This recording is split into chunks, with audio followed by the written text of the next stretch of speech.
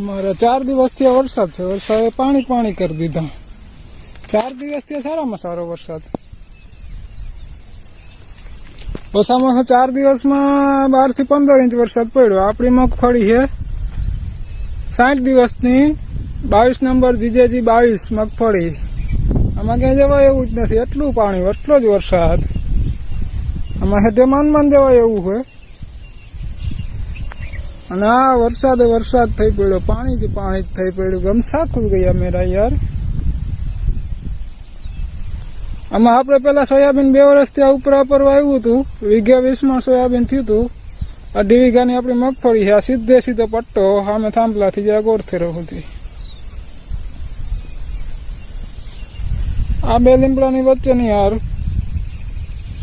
2.5 વીઘાની મગફળી 22 નંબર. મગફળી સારા મારી છે. કે 20 થી 22 જેવી થાવી જાય. 22 નંબર મગફળી છે એટલે. ને આજે 60 દિવસની થઈ ગઈ. આ બાજુ આપણું બકાલું છે. એઢામાં ભીંડા, ગુવાર, તુરિયા, ચુમખડા, ચીભડા, કાકડી.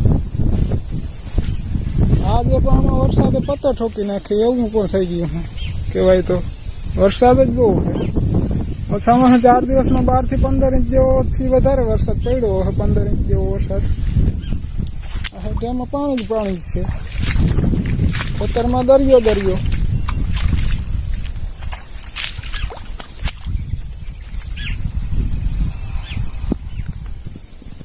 આટલીની મગફળી 22 નંબર.